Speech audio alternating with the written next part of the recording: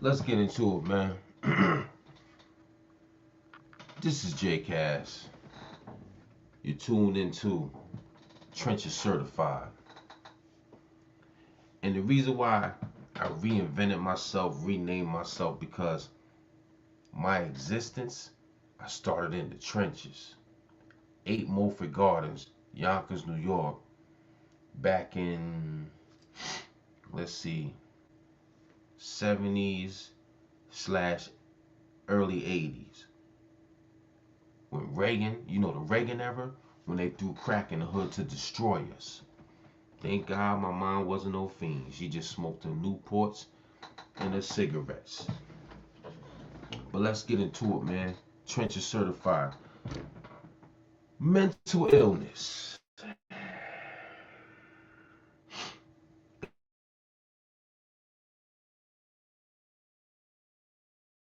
A lot of black men, we hide our mental illness. We're embarrassed by our mental illness. Even Gucci Man, from his wife, basically said he suffers from mental illness, and when he has his episodes, she got to put him in place and be there for him. Marshawn Kneeland, 24 years old, people. NFL player. He got the world in his hands. NFL player, he's 24. He plays for the Cowboys of all teams. You know how the Cowboys are.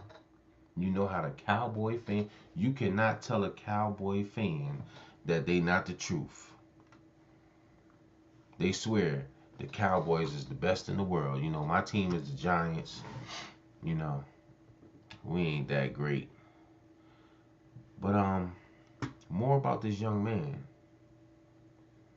It's real sad and tragic what happened to this guy, man.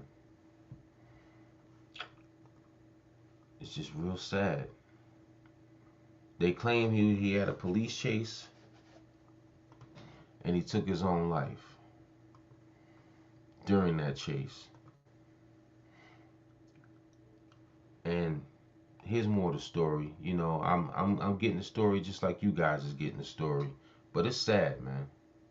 Death of Marshawn Kneeland. They say state troopers have been trying to pull him over for a traffic violation when he refused to stop. Police say Kneeland eventually crashed the car and ran away. Police didn't find him until hours later with what he appeared to have died by suicide.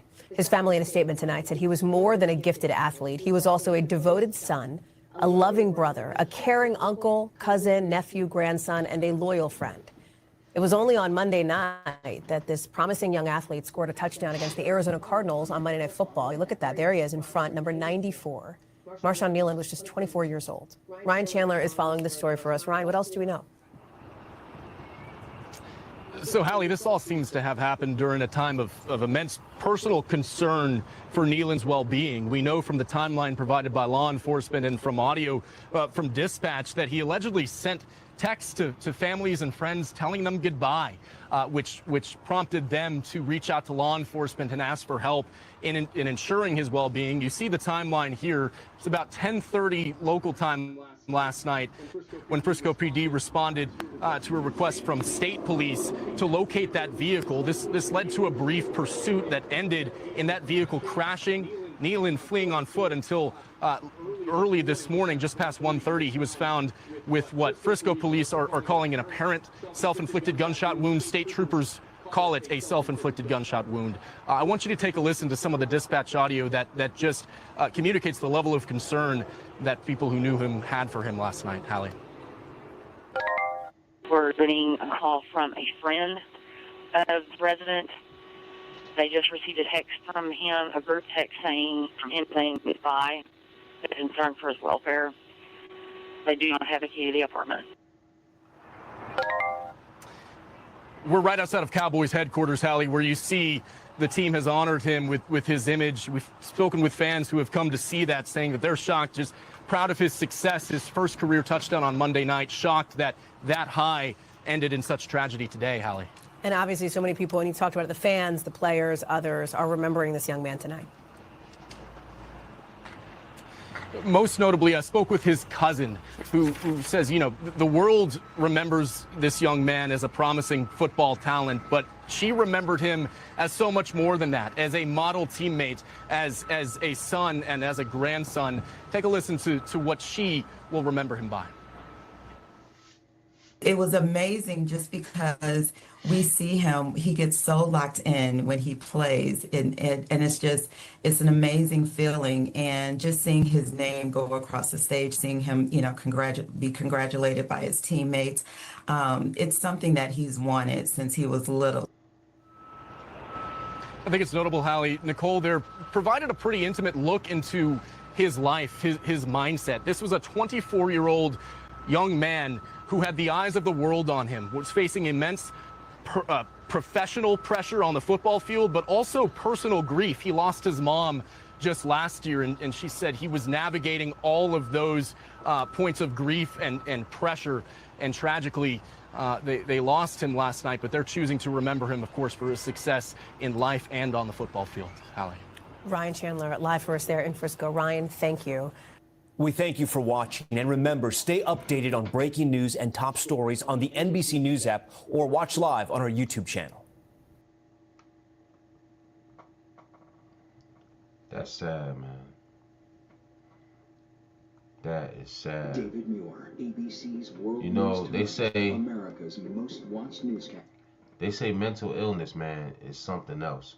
And it's a prime example. This guy, he's 24. They said he lost his mom the year before that.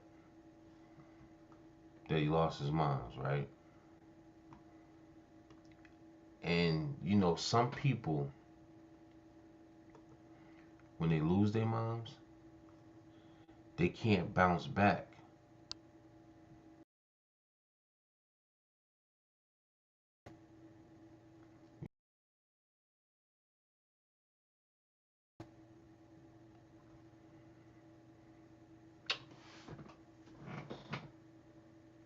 The man had the money, he had the fame, he worked hard.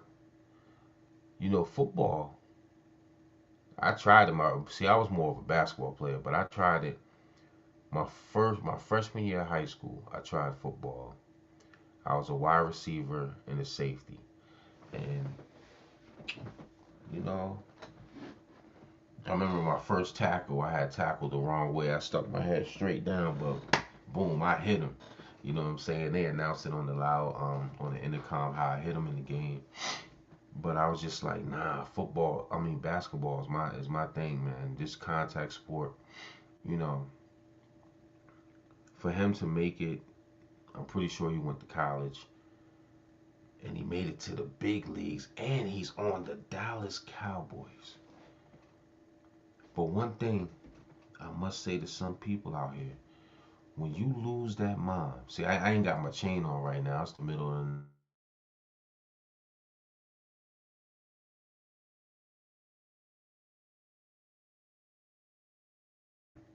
when you want to be creative, it don't matter what time it is. I got all the time in the world.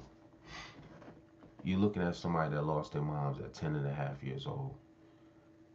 And my pops was always at work, so I was forced to be off the porch, forced to be outside. Even though the story ain't about me, but I'm leading to something. Just follow me here. The one thing I didn't do, it was hard. It was definitely hard from 10 and a half, 2 months before my 11th birthday to now. I'm 50 years old and my earth been gone. But I made it. I'm here. And I can add way more to that story because one week my mom dies, pops come from another state, snatch me out of New York and bring me to a whole nother state. This all happened in 1 week, so it's like my mom's died and my family died too because they all in New York. I'm in CT in a project with a stepmom with 3 kids. But anyways, but I'm still here. And what I've learned, before she died, grandma had me in church, and one of bad as hell didn't want to go, acting up in Sunday school, because I had that little bit of God in me. And I knew to take your own life was wrong. It's in the Bible. I knew that you pray and it'll get you through hard times.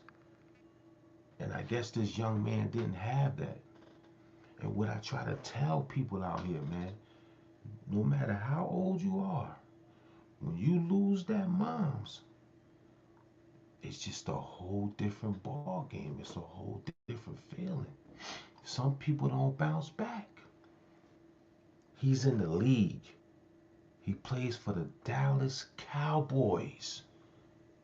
And he's getting busy. He scored his first touchdown, and he still took his own life. And why? Because he was missing that nucleus. I guarantee you, if his mom was alive, he would have never took his life. He's at the height of everything. He's on TV. He's famous. He would have never took his own life if his mom was here. That's why if you have your moms, man, you need to cherish that. Because that's something that I've been missing my whole life, man. She never got to see me straighten up, graduate high school, even though I spent 20 years plus in the streets as a grown man, but I still achieved things. I got a trucking career that I had since 2003, even though I wasn't driving no truck. So when I came down here, I think I drove a box truck for a while, and I drove the big rig, let's say 2003 and 4, right? But it was right back to the hustle because I was addicted to that fast money. So it's like when I came down here in 2014, down in the A, I'm on the outskirts of Atlanta. I'm like 20 minutes from downtown, but I live on the outskirts. I ain't gonna be a fool and live down in Atlanta, like downtown area and all that. I might as well stay in New York and CT. That's the hood. I'm on the outskirts. You understand me? I'm in the burbs. There's no crack fiends in front of my house.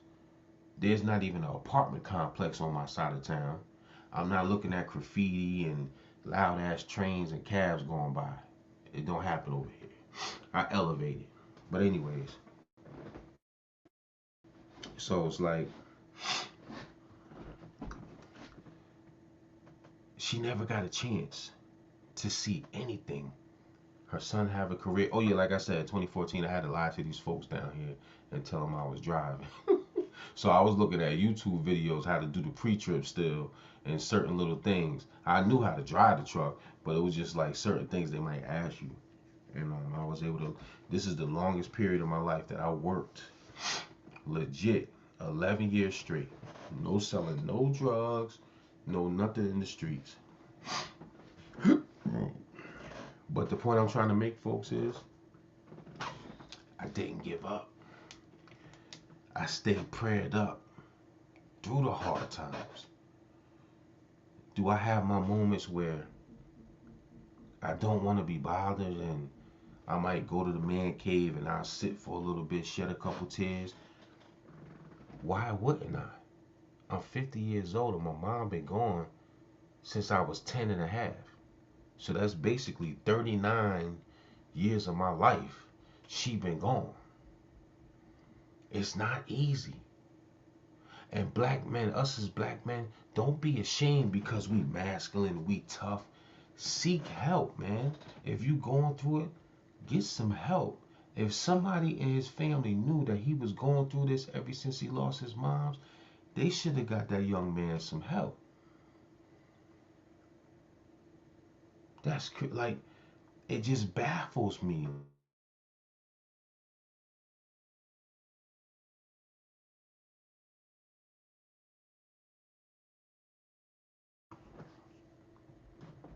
Make it to the big leagues, and you're on one of the best teams that people go, man, Cowboy fans and the Saints, some of these fans be ready to get busy if you talk about their team. And he's on that team,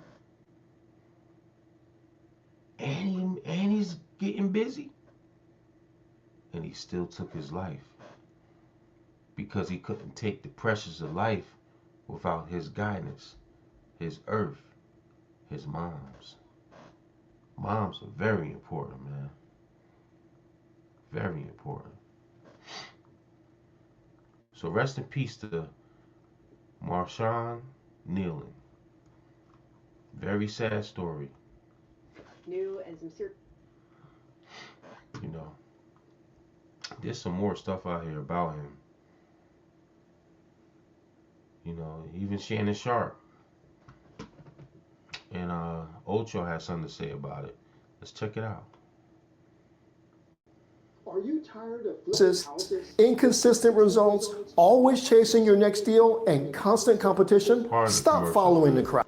Ocho, we got some very sad news to share. Cowboys defensive end Marshawn Kneeland sadly died this morning after apparently taking his own life after a brief police chase and a vehicle crash, according to authorities. The news has rocked the NFL community today. The Broncos held a moment of silence before tonight's game. I believe around the league Sunday, everybody will hold a moment of silence. Leading into Monday night's game, they will hold a silence for the young man. Ocho, what was the first thoughts when you heard the news? I mean, my first thoughts was, you know, especially where he is right now. He was in a good space. He had a good game, scored his first touchdown, you know, on special teams. And I thought there might have been an issue.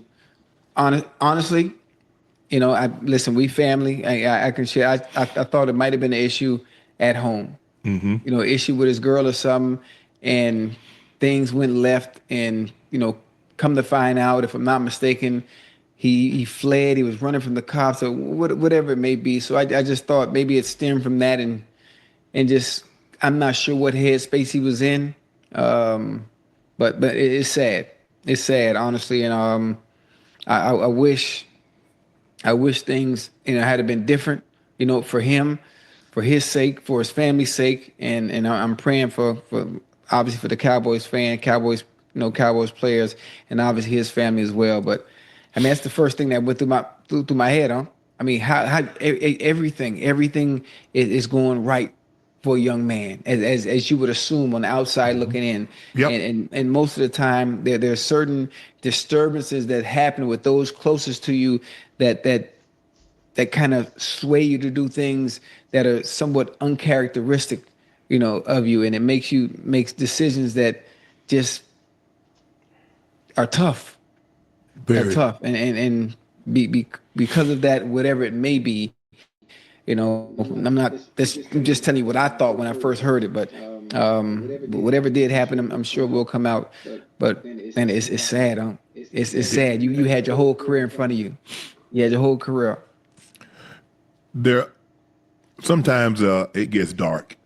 We were on our way back from LA this morning, and Jordan say, "Boss, you see this Cowboy player died?" I said, "Huh?" I said, "How old was he?" He said, 24.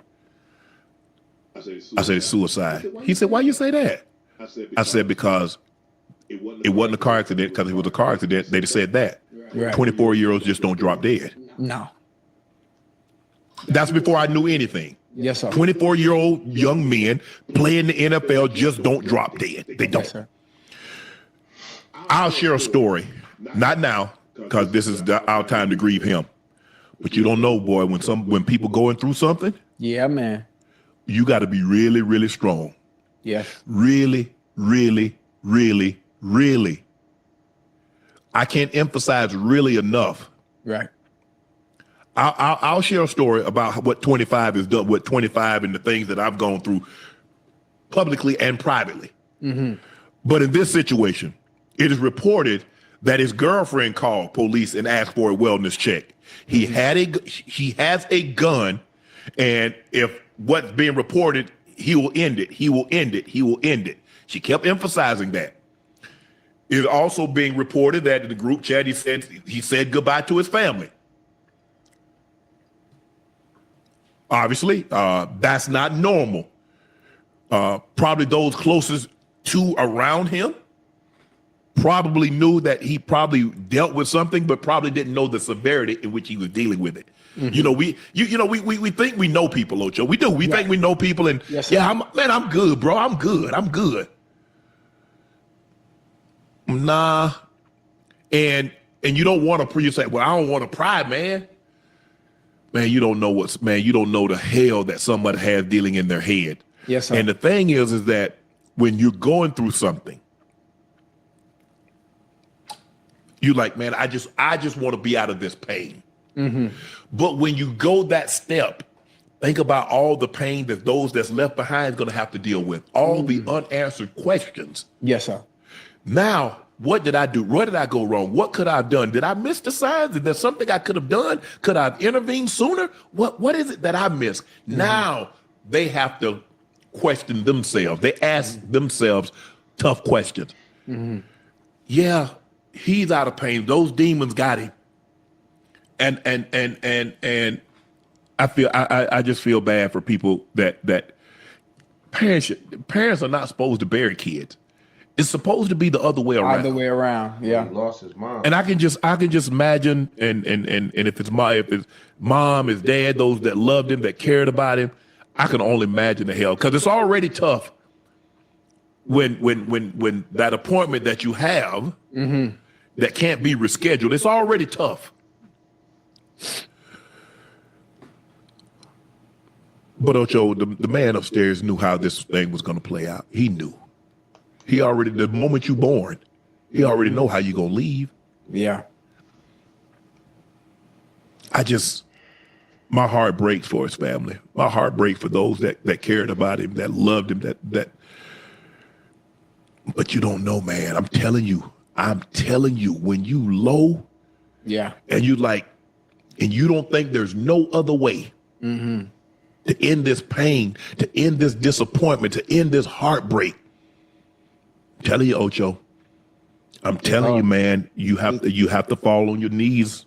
Yeah, hey, it's tough, huh? You know, man. Hey, bro. Hey, listen. Hold on. Hey, now we done both been there now too. Now, yeah, Ocho. Hey, I'm talking about the lowest of the lows.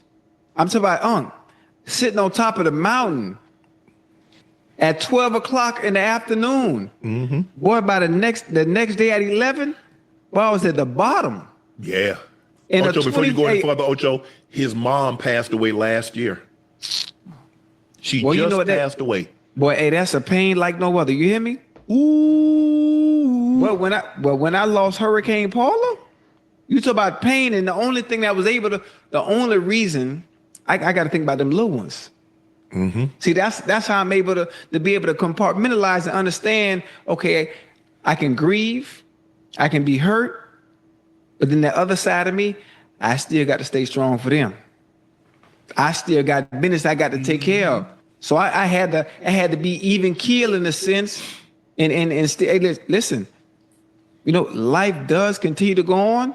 So I'm gonna have to do this grieving as I finish this journey. I don't have no choice. You don't. I just remember Ocho and Start your journey to become a doctor at Xavier University School of Medicine. My grandma said it twice. She never said it in front of me, but she said something else. I remember she told the doctors came in. Sorry, chat. The doctors came in the room, and Libby was just as plain as day. They said, "Well, Miss Porter, how you doing?" She said, "I'm not doing well, Doc. I'm dying." Said it just like that. She said, "Miss Porter, you can't say like this. You can't say that. You can't think like that." And Libby she said, "Granny, don't say that, Granny." Granny said, "I know, I'm dying." That was the first time. About a month later, my cousin, Linda, was in the room. She said, "Hey, Linda's mom and Granny was sisters, Annie Mae and Granny." So she said, "Aunt Mary, how you doing?" She said, "I ain't doing good, Linda. I'm dying." Just like that. Libby hadn't told me, and Granny know Libby had told me. So I come in there and I'm all sad. She said, "Boy, why you sad?" She said, "We all got to do it, son. We all got to live here. We got to leave here. We ain't come to stay." I got up and walked out the room.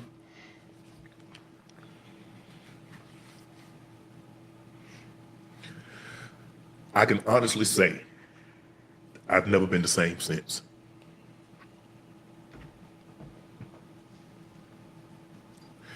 When my granny died, a part of me died with her. I won't ever be the same. I won't ever love the same. I've tried. I'm never gonna love anybody like I love that woman. Because even when I was wrong, she said, baby, you wrong, but I love you. It broke me. And when I went back in that room, Ocho, I remember it like yesterday. I went back in that room. They was doing a story on me for the Denver Post, Mike Kliss, and I stopped and she was crying. I'm talking about uncontrollably. Yeah. And I stopped Mike and I went in the room and I got in my arms.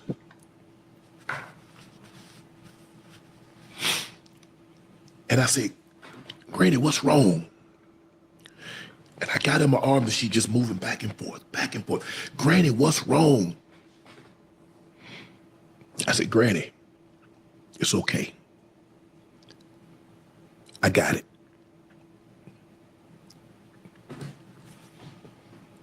She looked at me. I said, Granny, I got it. I said, I got Libby, I got Spanky, and I got Mama. It's okay. Mm-hmm. I got it. I said, you and Papa did what you're supposed to do. I said, Granny, don't worry about it anymore. I got this. If you need to go home to rest, go home and know your baby got it. Mm-hmm. Ocho, I left. That was like a Wednesday. Thursday, I called home. I called Libby. Libby said, yeah. I said, you already home? She said, yeah, Granny said she needed some rest. 30 minutes later, Libby called me back. People called, Granny was gone. Mm. She wasn't going until, she was not going until her baby said it was going to be okay. Once I told Granny it was going to be okay, that I had Libby, I had Spank, and I had Mama. Yeah. It was like a weight was lifted off her because her whole life she had worried about everybody. Now she, okay, if I leave, who gonna worry about them? Who gonna take care of them? Me. I don't sleep because I can't turn my mind off. I've been in survival mode since I was about 9 years old. Mm-hmm. Why I don't go on vacation? Because I can't. Because I can't stop to turn my mind off. I lay up so many nights thinking about my brother, my sister, my mom, worried about my kids. If something happens to Shannon, who's going to take care of them? My mom's been retired 20 years. My sister ain't worked in 50 years. My brother's retired. Who is going to, yes, I've got all the parameters in place, but who? That's what I worry about. That's why I work so damn hard. That's why I was in LA, did a Club Shay Shay interview, did nightcap, got up at 5:30 this morning, caught a 7 o'clock flight here, came back, took a shower, took an hour nap, and went and did another Club Shay Shay interview. And here I am doing it tonight, nightcap. That's why. Because there's nobody else. Mary and Barney Porter, that is my calling. I got to take care of my family. That's what I got to do, Ocho. That's what I'm here for. Mm-hmm. Man, you shot up. All I thought about was getting rained on.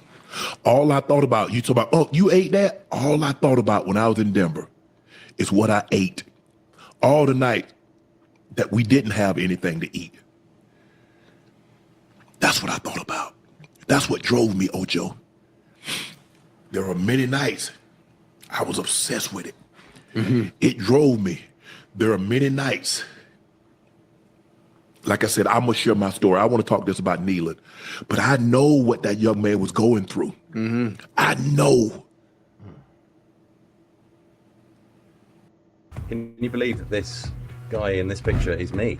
I didn't realize how bad my hair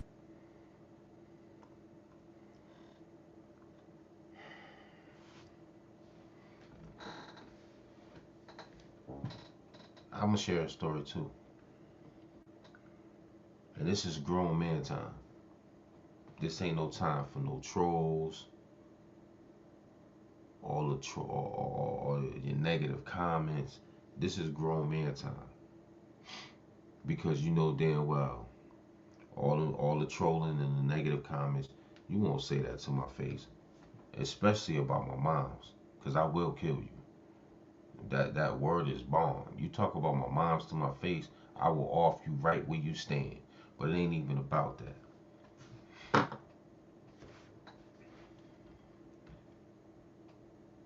I was 10 and a half.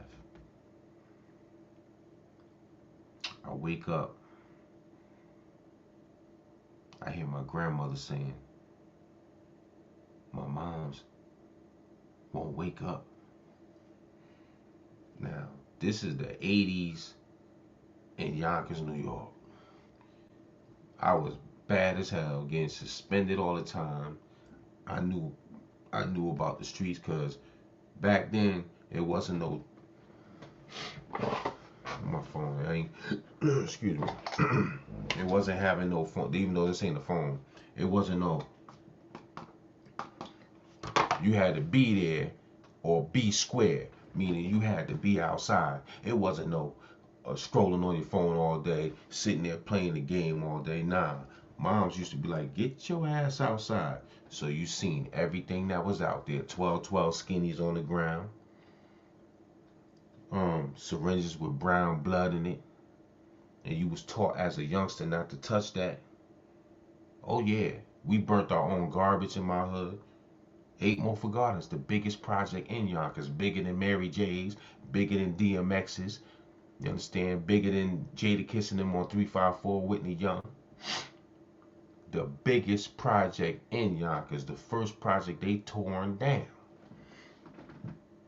We seen everything. And this was the Reagan era, red, yellow, blue tops on the ground, right? Back to the story. So I go in the room. And I see my mom laying there perfectly like this. So I'm like, and I knew what death was at 10 and a half. So I touch her.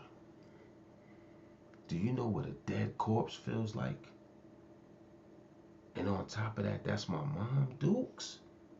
I'm talking about she was ice cold. Like the ice that's in this damn tumbler. The touch, because it's cold right here. I'm talking about that death feel. She was ice cold. Now, I don't know if my grandmother closed her eyes, if she died with her eyes open or her mouth open, but when I went in there, she just looked like she was asleep. And the psychological crazy part about it, I knew what was next. The funeral, the wake. She got cremated, so, you know, I climbed in the bed. I said, this the last time it's just going to be me and Mom Dukes. Because after this, it's going to be the family. It's going to be the wake and the crying and all this stuff. The funeral, the hearse. I climbed in the bed. And I laid on her shoulder. And I cried. You hear me? My grandmother was too busy on the phone calling everybody in the family. Forgot I'm in the damn house. And when you dead in New York, the morgue don't come right away. And a lot of the family, you know, some of them had to take cabs, get over there. So they probably didn't get there till like 30, 40 minutes later. I'm in the room the whole time. My grandma on the phone call, because I had a big family, calling everybody. It felt like an eternity.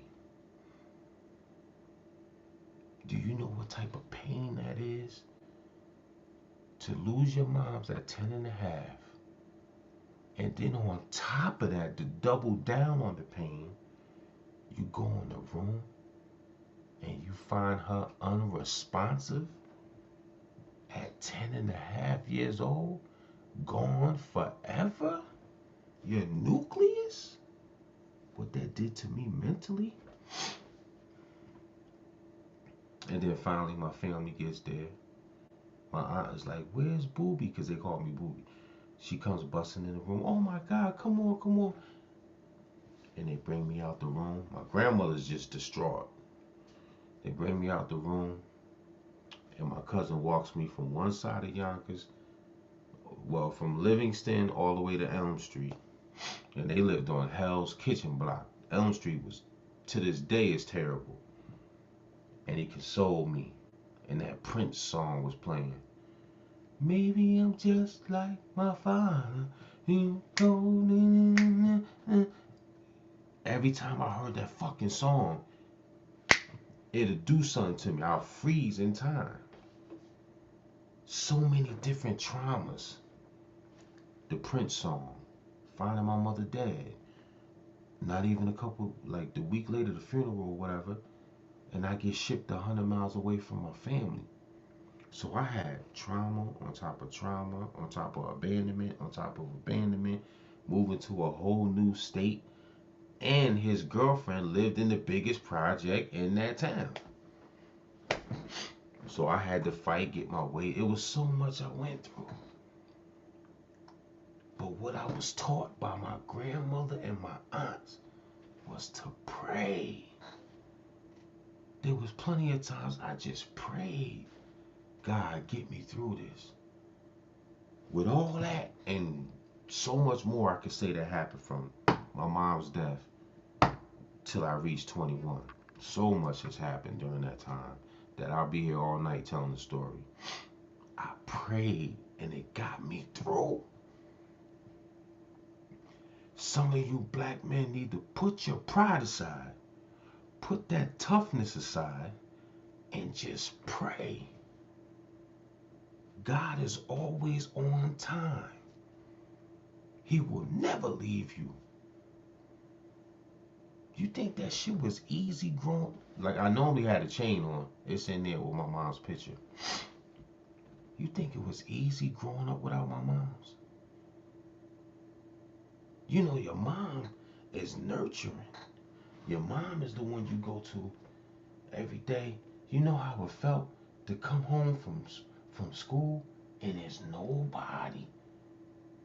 You know, your mom's, like, I get jealous of my 11-year-old because my wife, my mom, when my daughter comes home, hey baby, how was school?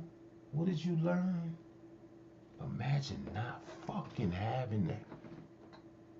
So my whole life I had to be brick solid.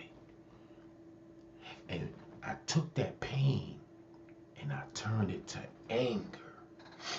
But the thing about me, I was like the Incredible Hulk. I wouldn't start no trouble. But once you violate, I snap. Now, there was plenty of episodes of high school. You know, in high school, motherfuckers got chatty patties running their mouth. Once you said something about my mom's, I snap. Bop, bop, bop, bop. And after I beat you up, now I'm throwing desks at you. I'm throwing books at you. They used to be like, what is wrong with him? He needs to get some mental health. He needs some help. He needs to see somebody. It got to the point where the whole school knew, not, yo, don't talk about his moms, yo. Boy, will snap on you. You could talk about his dad, him. Don't talk about his mom. Word is born. Because everybody that did it, I'm in their jaw. Like, mental health is real, my brothers and sisters. It was a very dark time, too. Let's fast forward to my second son. Me and his mom had an apartment back in 90. Damn. What year was that? 97? And she just wasn't acting right. And I knew that the relationship was about to end. Like, you know what I'm saying? I'm just like, damn, I moved from Florida back up here for her and my son, and this how she act. She wasn't cheating. She just wasn't acting right. You know what I'm saying? And I remember I took my own hammer. This is a true story. And called my pops. That's why, like when Shannon said, you could be at your lowest point. That was one of my low points as almost an adult. And I took the revolver. I had the revolver joint. You know what I mean? And I had it in my hand on the bed. They weren't there. And I called my pops. And I was like, Dad, I said, I'm tired. I don't want to do this no more. And he was like, what you talking about, boy? He was like, shake that shit off. Ain't nothing worth taking your life. And I can honestly say my father saved my life at that point. Because I put the gun down and I snapped out of it. Me and my son's mom broke up. And then I met my queen a year and a half later. And we going on 28 years.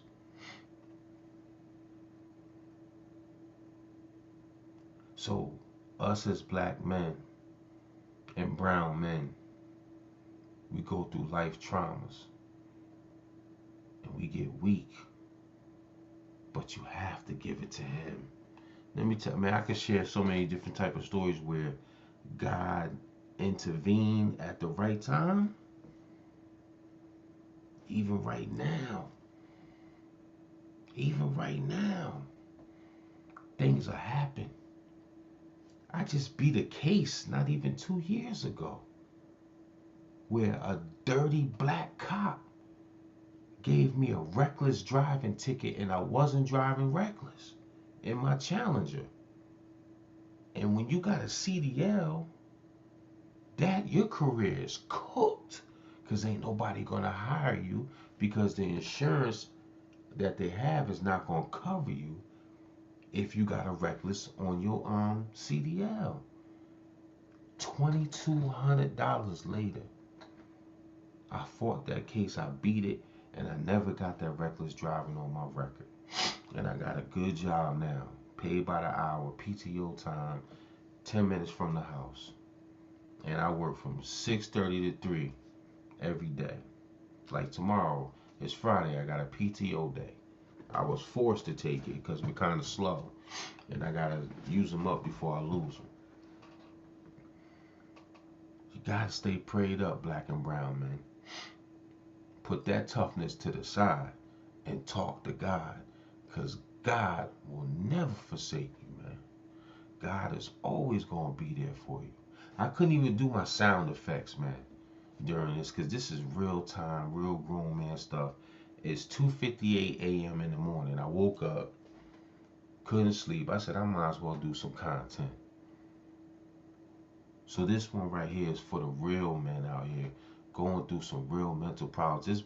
This young man was 24 years old, and I knew it was more to the story. Maybe his girlfriend was going to leave him. He already lost his mom's a year prior. Think about it. Now he about to lose his lady too. He was like, F the fame, F the being a football player and all that in the NFL. He just wanted to end it all because she knew. She the one that called the cops and said, please find him, do a wellness check because he will end it all. You get what I'm saying? Because I've been in that dark place before. But I had somebody to talk to. If he would have had somebody to talk to at that moment and didn't lead the cops on a chase, they probably would have talked him out of doing it and begged him just to stay strong like my dad did me when I felt low. If you feeling low and you're in a dark place, man, talk to somebody, talk to God, seek some kind of help.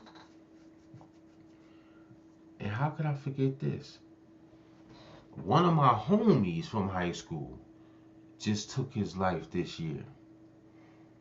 Chris Hill, rest in peace. I asked one of my, it was the three of us, my man D. Shaw, Derek Shaw, Chris Hill. We was like this in high school. And I haven't heard, when you get older, you evolve, you spread out, you don't have nobody's numbers. And me and D. Shaw linked up on Instagram. And I asked about Chris Hill. I said, yo, how's Chris doing? He was like, yo, Chris killed himself. I said, man, stop fucking playing with me, man. This just happened, like not even 4 months ago, 3 months ago. I said, what? He was like, yeah, man, he was living with his brother. Pow. And he offed himself. Then, just 2 weeks ago, somebody I know of, we wasn't best friends, but I knew him. We played basketball against each other. Kareem Grant. He just killed himself. And I did my own little homework because you know, like on Facebook, you can Facebook hop. It looks like he was with his daughter's mom for a while, and then they end up breaking up. And he probably couldn't handle it. And he still had his moms. So mental health is real. You know what I'm saying? So us as black men, you gotta check yourself out. You gotta get some help. You gotta talk to somebody. This young man was 24 years old in the NFL, and he took his life. At 24 years old, took his life at the height of his life. Prayers up from Marshawn Kneeland. Prayers up, man, for his family. Sad, man. On that note, God bless and good night.